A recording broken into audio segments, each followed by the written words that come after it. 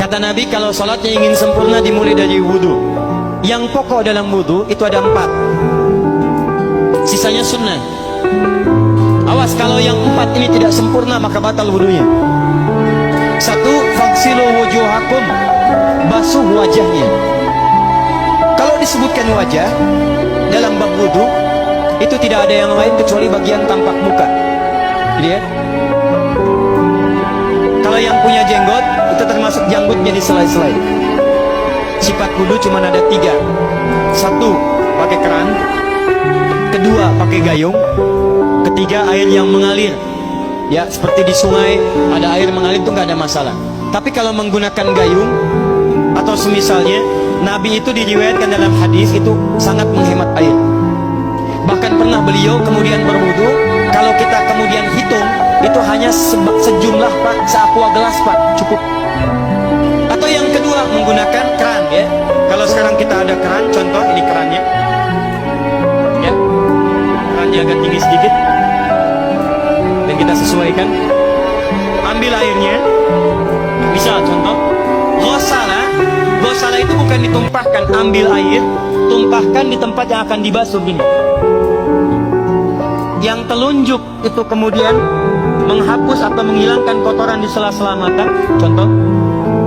Yang jempol menghilangkan kotoran di sela-sela telinga bagian belakang ini. Ya.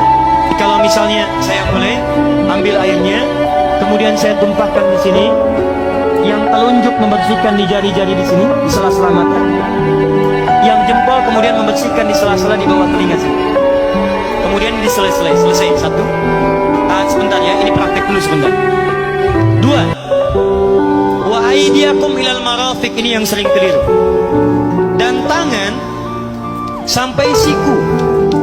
Jadi saat kita mengambil air wudhu, ambil airnya, tumpahkan dari sini ilal marafiq sampai ke siku ke sini. Balikan lagi ke depan. Jadi bukan kerannya dibeginikan, sikunya dibeginikan, takut, bukan. Jadi bukan siku diteruskan ke bawah. Yang tepat itu ambil airnya, kemudian basuh dari sini sampai dengan ke sikunya. Hati-hati, ini ada maknanya. Dan jika benar di hadis Muslim, jika orang wudunya benar seperti ini, maka bersamaan dengan jatuhnya air wudu itu, jatuh pula dosa-dosa dan kotoran yang melekat pada anggota tubuhnya. Tidak cukup dengan amin, nanti kita lihat dulu. Tangan selesai pindah kemana? Bukan ke rambut, tapi kepala. Jadi dalam bab wudu yang diusap bukan rambutnya, kepalanya. Itulah keadilan Allah. Kalau yang diusap kepalanya, semua manusia yang hidup pasti punya kepala. Tapi kalau yang diusap rambutnya, ada ketidakadilan, karena tidak semua orang punya kepala, punya rambut. Tuh. Nah sekarang lihat sini. Ketika kita diminta mengusap kepala, bahasanya masaha. Masaha itu begini. Ini cek bentar. Bismillah. Ini ya.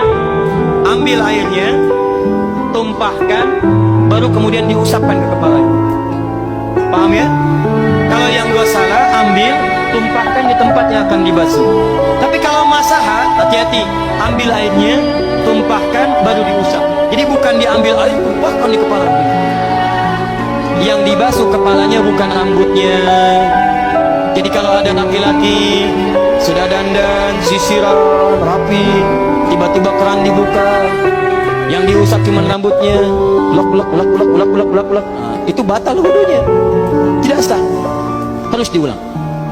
Terakhir kaki dibasuh sampai dengan bagian mata kakinya, dan ini tidak perlu saya terangkan karena mudah bagi kita untuk mempraktikannya. Tapi yang ingin saya jelaskan satu ini saja. Perhatikan baik-baik.